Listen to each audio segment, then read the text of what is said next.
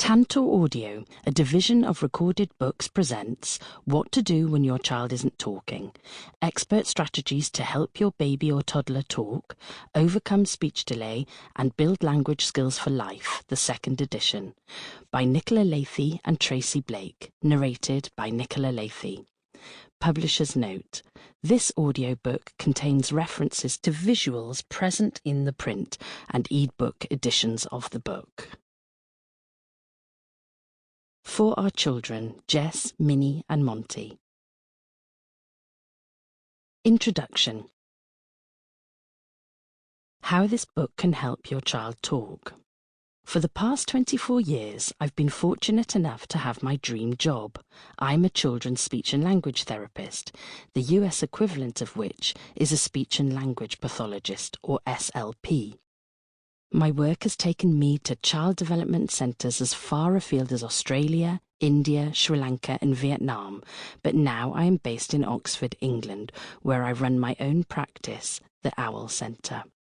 I specialise in working with children under the age of 5 and have helped patients with all sorts of speech, language and communication problems, from babies who aren't yet babbling to toddlers who are more interested in Thomas the Tank Engine than talking to children whose speech has been severely affected by their pacifier addiction. When I wrote the first edition of this book, at the time, titled Small Talk, I would never have predicted what I'm seeing now, growing numbers of children whose speech has been severely impacted and delayed by the COVID-19 pandemic. Sadly, the lengthy lockdowns, constant wearing of masks, meaning babies couldn't watch people's mouths as they moved to try and copy them, school closures, and lack of playgroups and opportunities to socialise with others have taken a huge toll on those vital early years of children's speech and language development.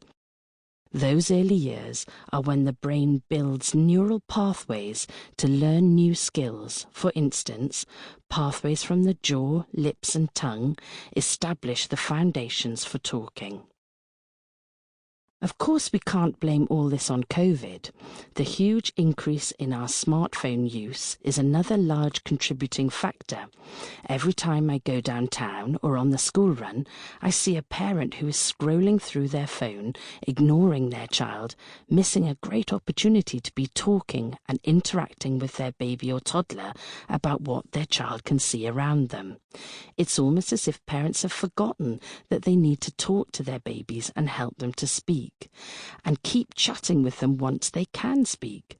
Hopefully, this book will help turn that tide the other way. I want to provide support and strategies to worried parents whose children find talking challenging. This updated edition covers all of your key concerns. Whatever questions you may have about your child's language development, I am here to answer them. I always think the worst point in time for a parent is when you have a little niggle in the back of your mind. Perhaps you've had it for some time and you're not sure whether you should or shouldn't be worried. Or perhaps you are definitely worried and not sure what you can do to help. In this book, we cover topics that include: is my child autistic, or are they suffering from speech delay? Why can't my 18-month-old say mummy when all her peers can? Maybe you're wondering why your child constantly shouts, or why you can't understand a word your child is saying. Does your friend boast that their baby has mastered 100 words while yours only knows 10? Whatever your reason for listening to this book, it has been written to reassure and help you take positive action.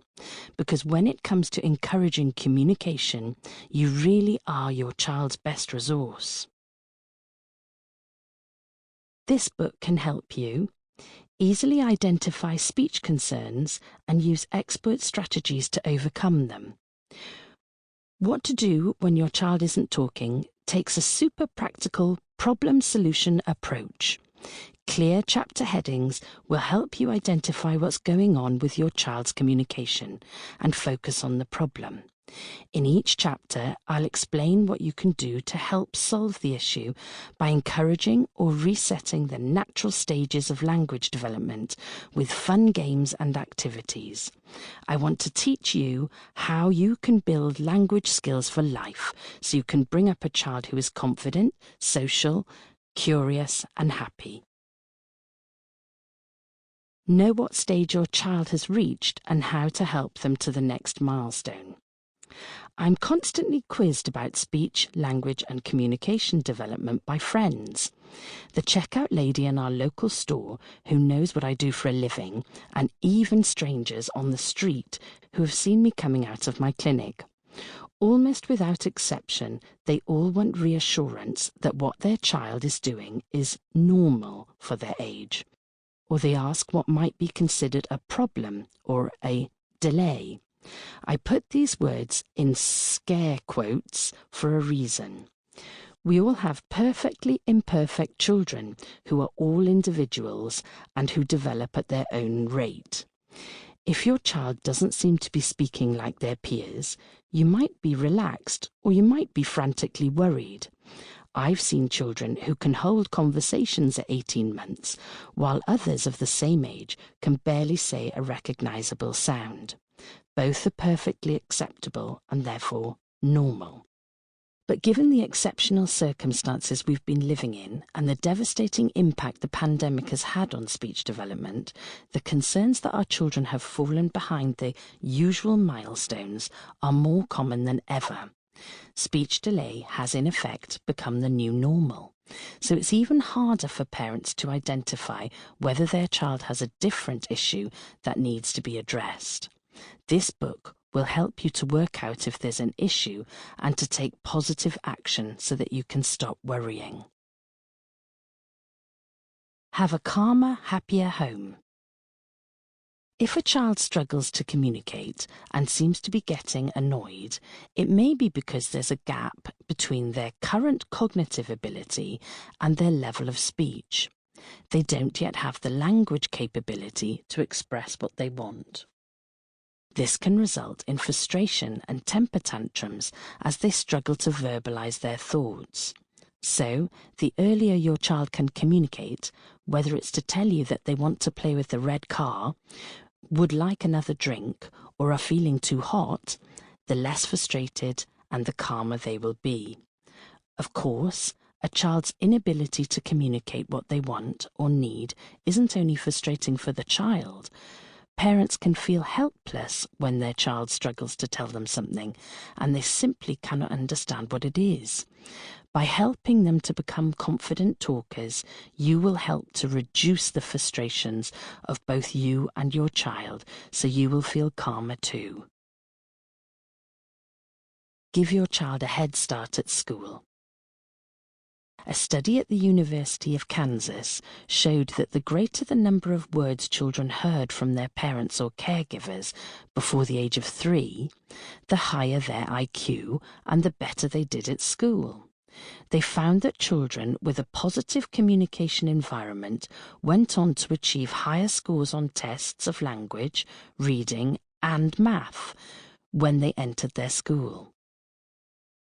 The project is the first large-scale study to examine the impact of children's early environment, before they are 2, on their language. The findings emphasize that what parents do with their children, even before they have started to talk, can help prepare them for school and lifelong learning. Professor Sue Rulestone, Director of the Speech and Language Therapy Research Unit for North Bristol Trust, says, "The main message is that as parents, we can have a big impact on how our children learn to talk, and the better our children are talking by the age of 2 years, the better they will do when they start school. What to do when your child isn't talking will help you and your child unlock and unblock the magic of communication. The way that you communicate and engage with your child will affect not only how they interact with you, but also how they approach the world, express themselves, learn, pick up social skills, and achieve and exercise independence.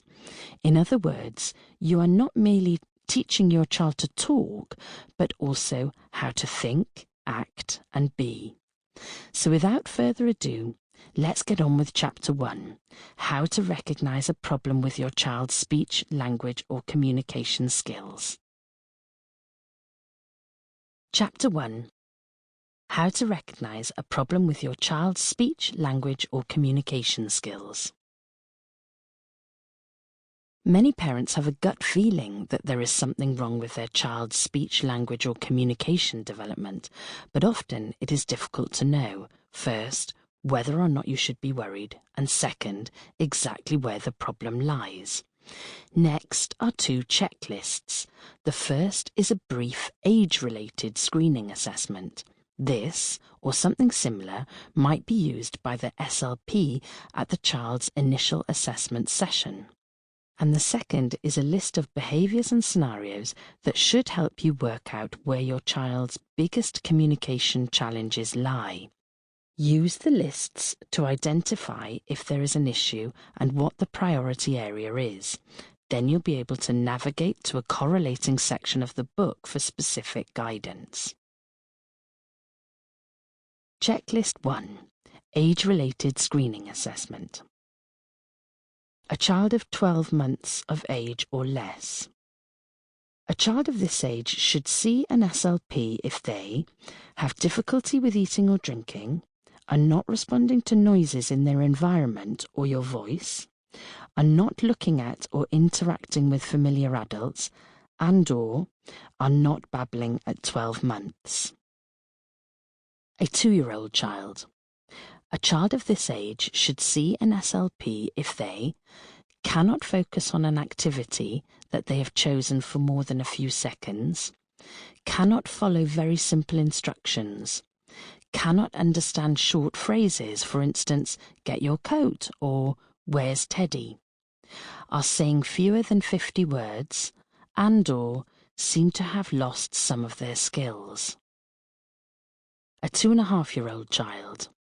A child of this age should see an SLP if they have difficulty concentrating on an activity for more than a few seconds, cannot understand 2 key words in a sentence, for example, make the baby sit, or show me your nose and your hair, and/or are saying fewer than 75 words and not joining 2 words together.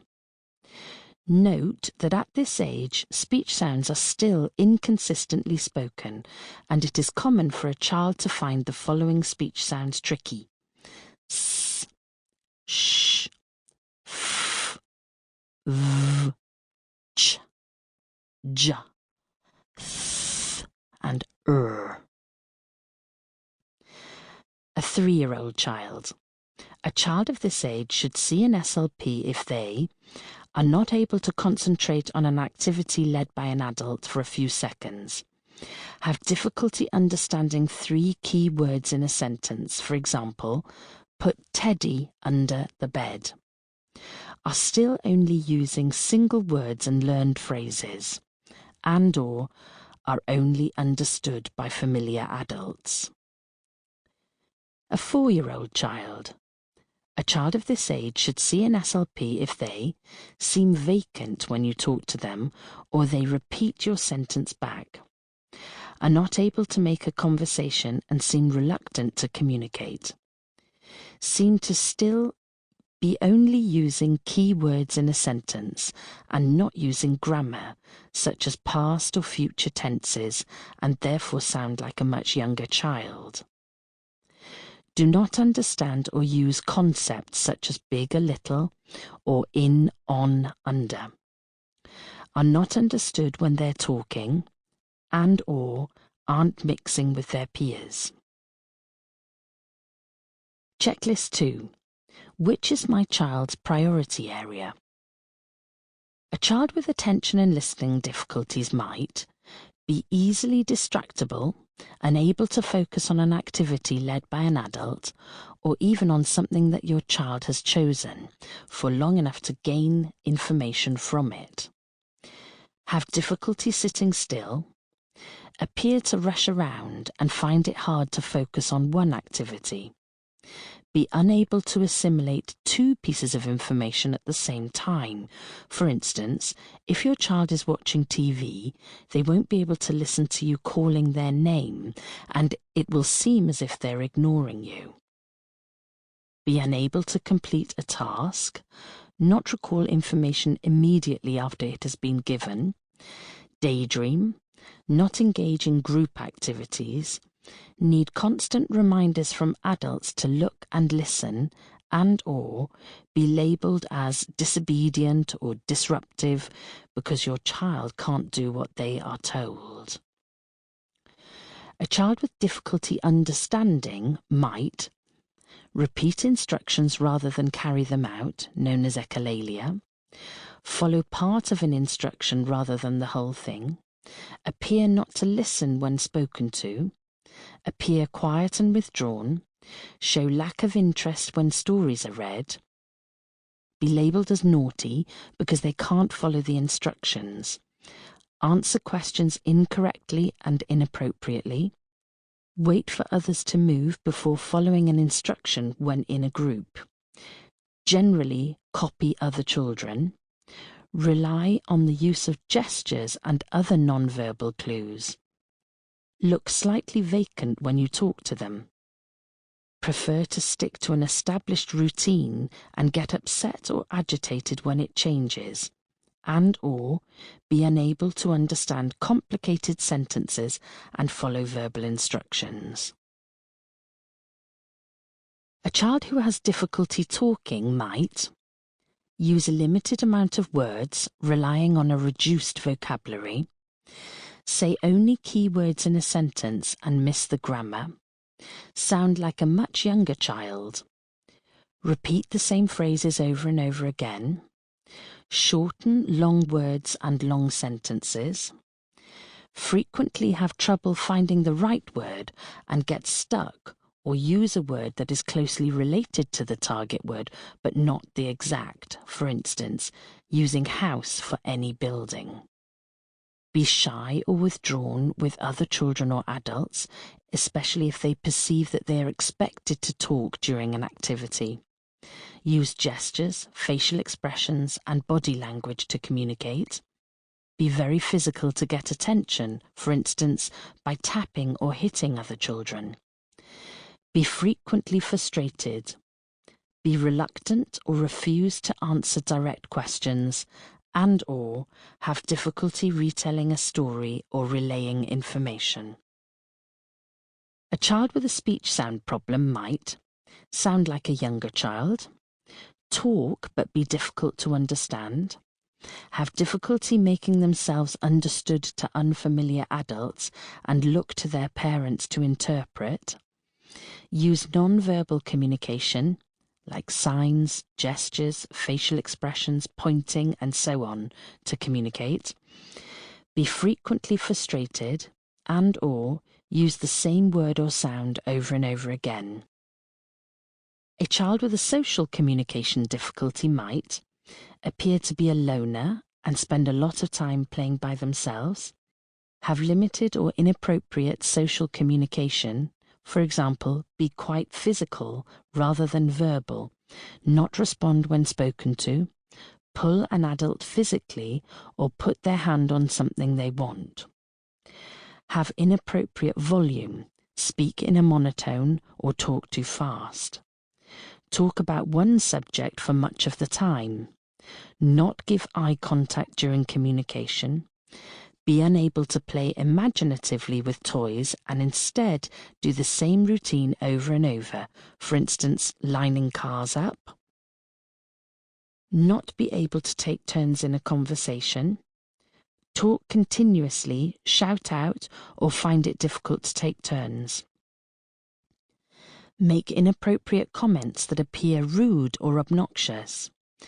be quiet or withdrawn, but quite happy in their own little world, have difficulty sitting for group activities, not show things to adults or point, and/or prefer to follow a routine and may be anxious when the routine is abandoned. What to do if your child needs help. If you are concerned that your child may have a speech, language or communication problem, get help early. The earlier the better. Talk to your paediatrician or local speech-language pathologist. This book doesn't replace the need to seek a trained professional, but it gives you a head start in identifying your child's communication issues and enables you to begin to implement simple strategies that will help. What will a speech and language pathologist do?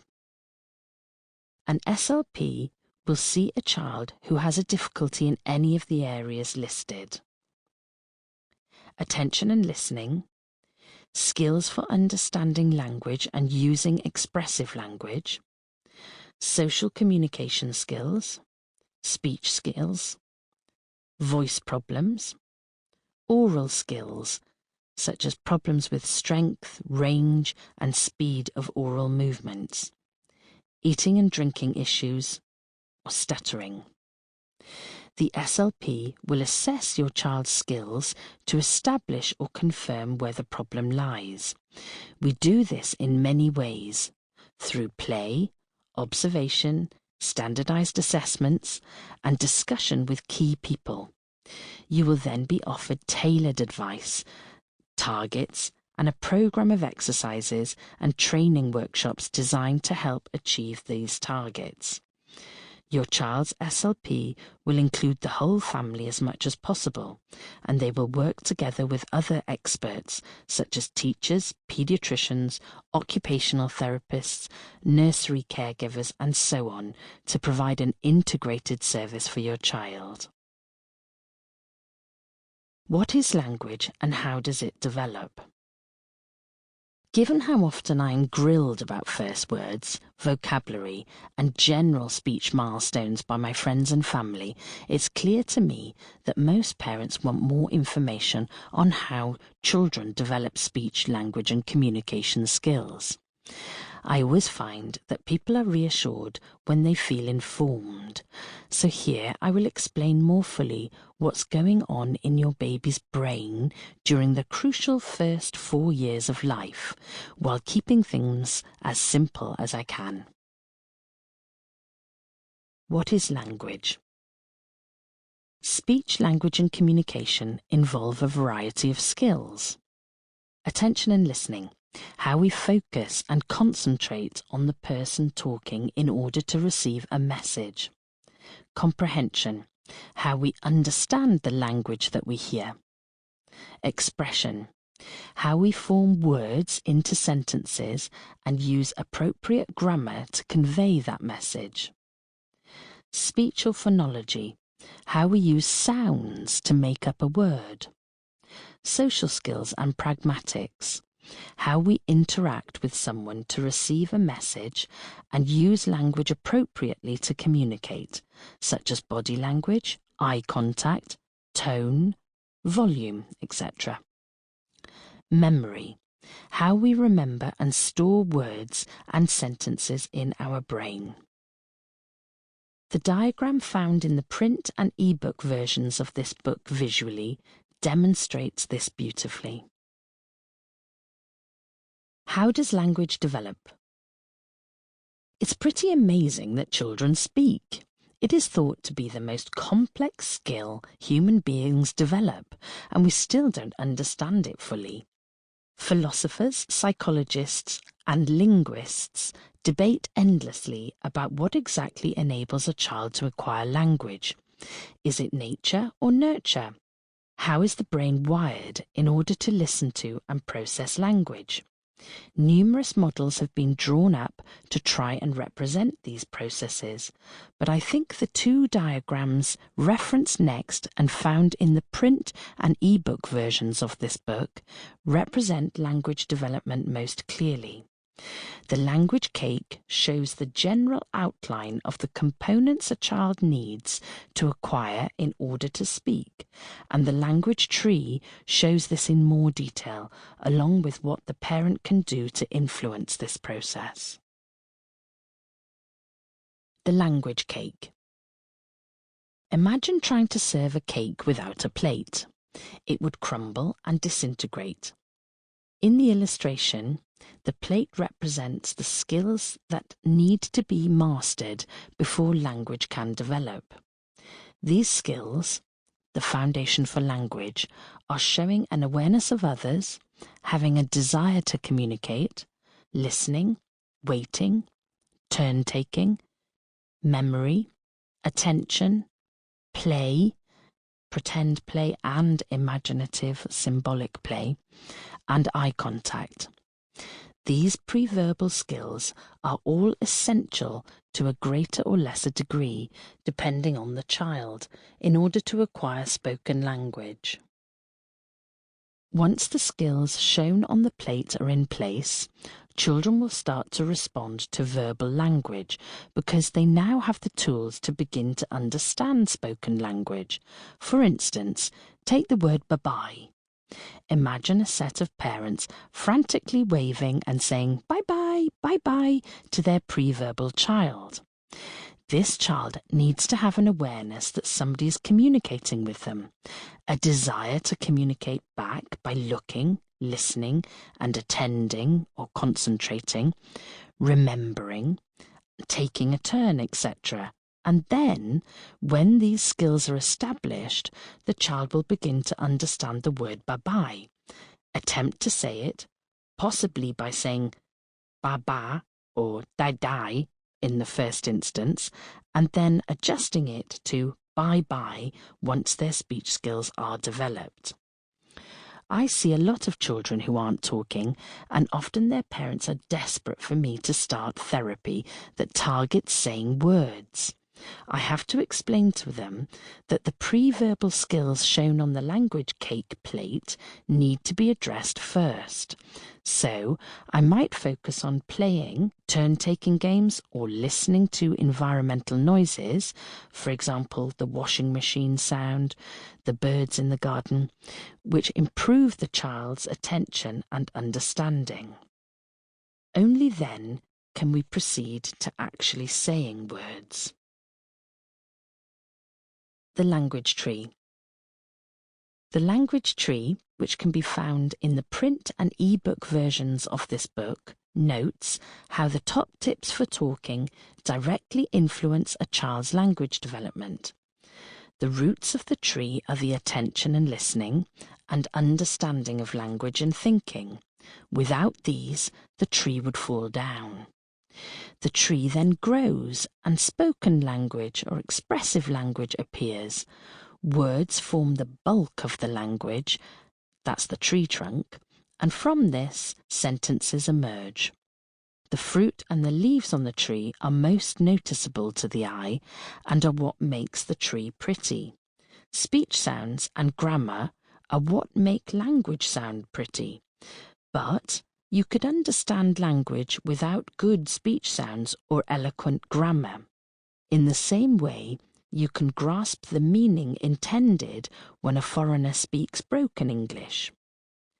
Without sunshine, the tree would not grow at all. In this diagram, sunshine represents parental input and praise, and the rain represents the things that parents can do to help the tree to grow. In no particular order, these are: create positive interactions, use single words and short sentences, allow time, give instructions in small steps, avoid lots of questions, offer choices, talk about the here and now, have realistic but high expectations, develop listening skills, repeat, repeat, repeat, be a tuned-in parent. We talk about this later. And use say what you see, which again we will talk about later. The 5 ways in which children learn language. Research by British academics Judith Cope O'Kane and Juliet Goldbard, who specialise in communication at Manchester Metropolitan University, concluded that there are 5 fundamental principles of how children learn language. A child needs a reason to communicate. A child begins to use language when they understand that it's a better way to get what they want. A child learns language through meaningful interactions with an adult who is providing both appropriate models and appropriate content. This is not a passive process. A child... Sample complete. Ready to continue?